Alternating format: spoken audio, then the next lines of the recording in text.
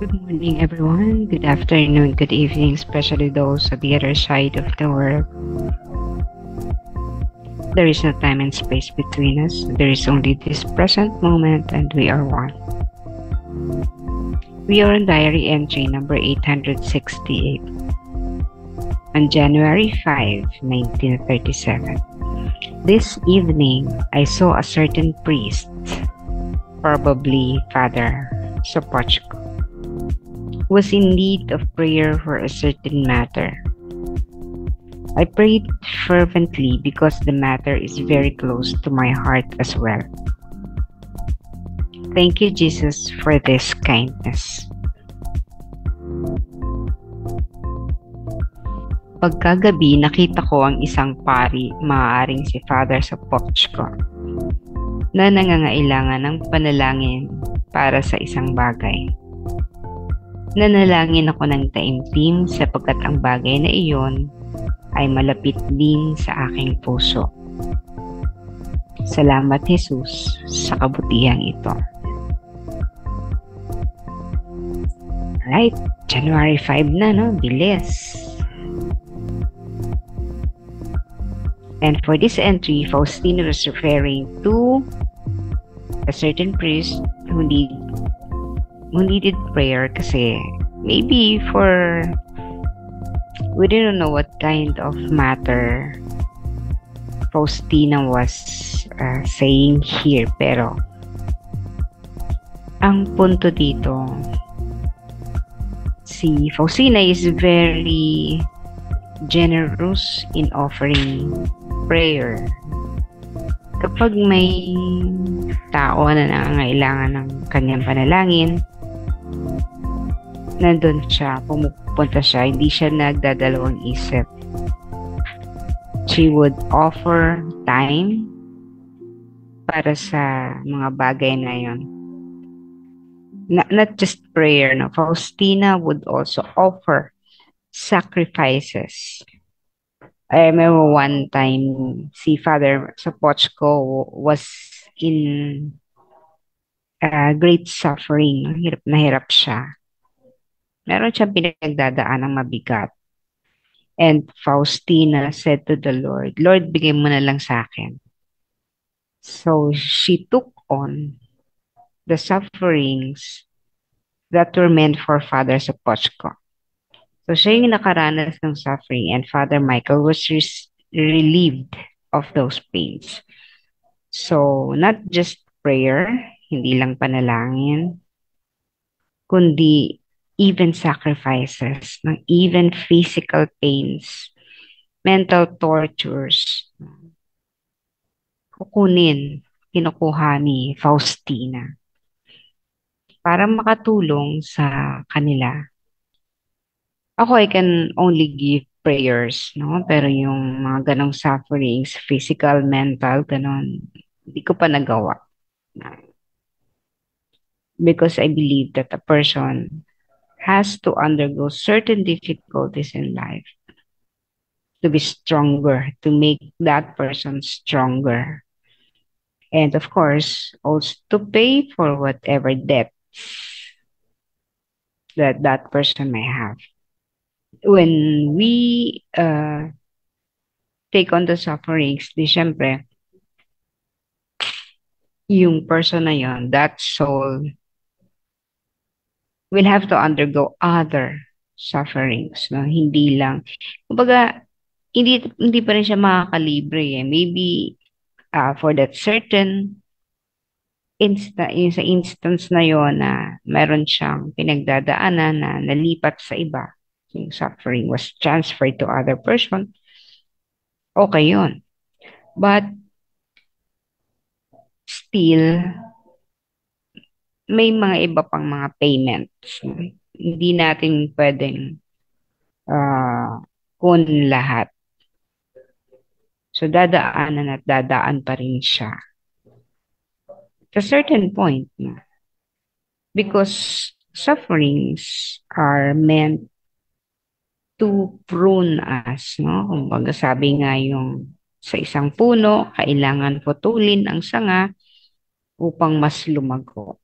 And so we would be experiencing pains. So ganun yun.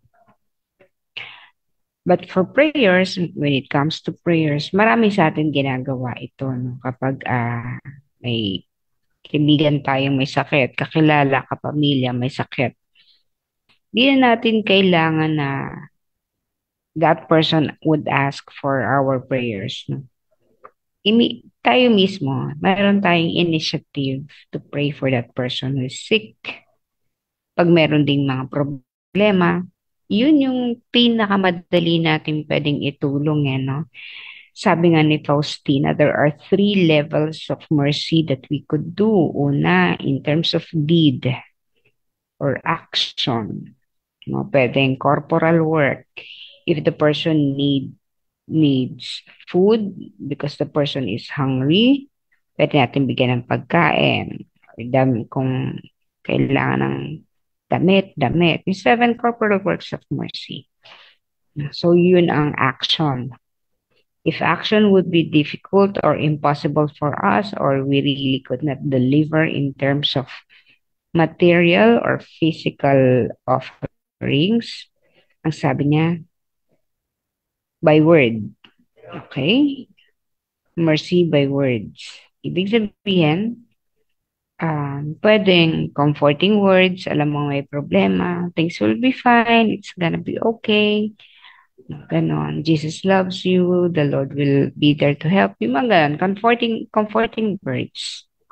And we do that also by means of sending messages through messenger or text messages. No, pareho rin yun. Using words to express our mercy. Merciful act pa rin yun by words. And if the 2 ways would still not be possible for us to do, kung hindi pa rin daw magagawa yung una yung action, pangalawa yung words, anong sabi niya? Panalangin. Through prayer. Dahil magagawa ng panalangin ang kahit anumang hindi maaabot ng panalangin, ang kahit anumang hindi maaabot ng ating mga paa. So halimbawa, the person is at the other side of the world, no? May sakit na kailangan panalangin. We can pray for that person. Maaabot ang ating panalangin. Imagine niyo the power of prayer. Kasi prayer is light. Ang panalangin ay liwanag. Bakit siya liwanag? Because that is connected. Our prayers, when we invoke the power of God, our prayer is connected to God who is light himself. And bakit nakakarating yung panalangin natin kahit nasaan yung ating pinapanalangin? Kasi nga, because prayer is light and we know that light travels. Alam natin, no? Pag sinabing at a speed of light, no? Naglalakbay ito ng napakabilis. So that, halimbawa, yung liwanag ng araw, pag nandiyan na ang liwanag, kita mo siya agad ganun siya kapilis. Yung liwanag ng araw, andyan na siya, kita mo siya agad because it travels very, very fast. Blink of an eye, no? Yung kisap mata, mas mabilis pa doon. Kung kaya, ganun din ang panalangin. Nakakaabot ito doon sa patutunguhan niya in an instant, real time. No? Actually, yung oras pa nga, yung concept natin ng oras, hindi nagmamatter kasi mas mabilis ito, ang liwanag, mas mabilis maglakbay kaysa sa konsepto natin ng oras. No? Kasi yung 1 second for us, or even a portion or a part of a second, no? Yung 1 segundo. Halos mas mabilis pa kaysa dun yun Kaya talagang it's not even real time, no? Kundi present moment.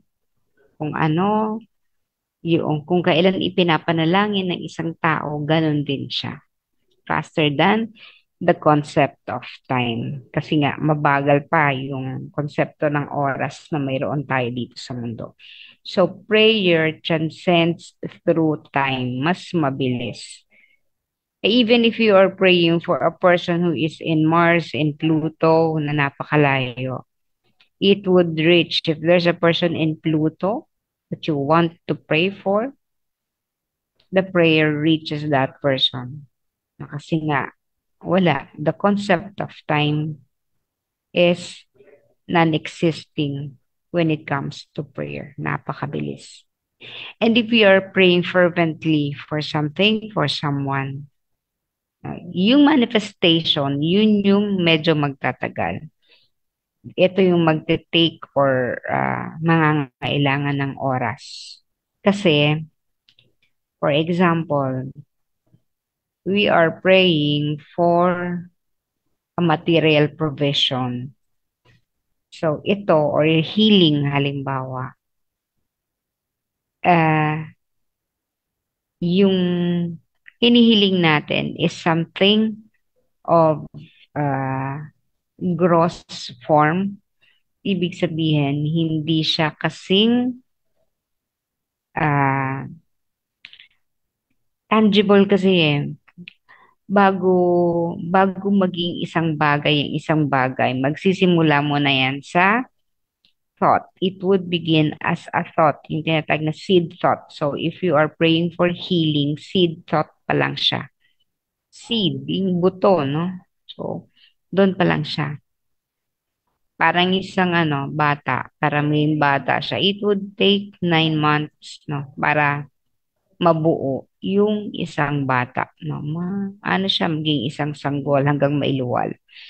Kasi ang isang bagay na physical ay nangangailangan ng mas maraming oras to manifest. Kaya may mabilis mag-manifest. No? Halimbawa, you're asking for a certain amount of money to pay for your Meralco bill, your power bill. Just before mag-end, halimbawa yung due date, dumating na siya. But it took time. No? Kasi nga, you are praying for something to manifest. Yung tinatawag lang manifestation. Matagal ang manifestation. Even Jesus, no? Kinailangan siyang dumaan sa sinapupunan ni Maria. Siyam na buwan, ipaglihi, tawag dito, ipagbuntis para maging tao. No? Kasi yung physical manifestation, yun yung nangangailangan ng oras. Pero kapag it is something non-material, yung hindi material, hindi physical. Katulad ng liwanag, no? When we ask for enlightenment, kaliwanagan. Mabilis yung dating nung kaliwanagan. Especially if you are in deep prayer. Kasi doon na sumasabog na yung liwanag sa'yo. So, nagkakaroon ng instantly kaliwanagan. Yun kasi ay isang bagay na hindi tangible. So, ah,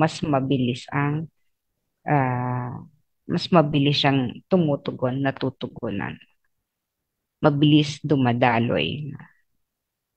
Kaya yun yung dahilan kung bakit sometimes when we pray for something, ang tagal kasi depende sa ah, kapag ang hinihiling natin ay when we are praying for something physical in nature, expect mo yan, may time element para mag-manifest. Nagmamanifest yan, depende sa level ng ating trust, tiwala sa Diyos. So, para mas mabilis ang manifestation ng isang bagay, kailangan mas malaki rin na ang tiwala. Tiwala natin sa Diyos na hinihinga natin. Kapag iniasa mo yan sa tao lang, mas matagal. But when you rely on God for something, mas mabilis. Kasi lalo na kung ang laki ng tiwala mo. O kaya yung halimbawa, you are asking for something material, ang bilis ng manifestation because ang laki ng tiwala. Pero kapag maliit ang tiwala, matagal ang manifestation. Halimbawa, you are asking for someone to change, no, magbago ang pakikitungo sa'yo. Hindi siya ganun kabilis sapagkat depende ngayon sa tiwala mo. Pwedeng ang laki pa rin ng doubt mo for that person to be good. No? E di syempre, yung doubt mo is affecting or would be affecting your prayer. Again, one of the factors for a faster manifestation of a prayer when we pray for something material or physical is our level of trust. Trust in God. Lagi naman ganun eh. Kaya nga sinasabi ni Jesus, marami akong pwedeng ibigay and nalulungkot siya kapag when people ask for uh, little. No? Kasi nga ang dami niyang pwedeng ibigay, ang laki ng pwede niyang ibigay. Kaya lang, bakit hindi siya naibibigay lahat? Because the level of our trust is very small. So that is the key, trust. And again, prayer reaches that person or anything or something. It reaches more than the speed. Mas mabilis pa sa concept natin ng time. So, two aspects that we discussed today, kung paano at kung gaano kabilis naglalakbay ang ating panalangin because our prayers is synonymous to light. And pangalawa, our prayers when it is in the form of physical manifestation would take time because it has to manifest physically, which would require more time.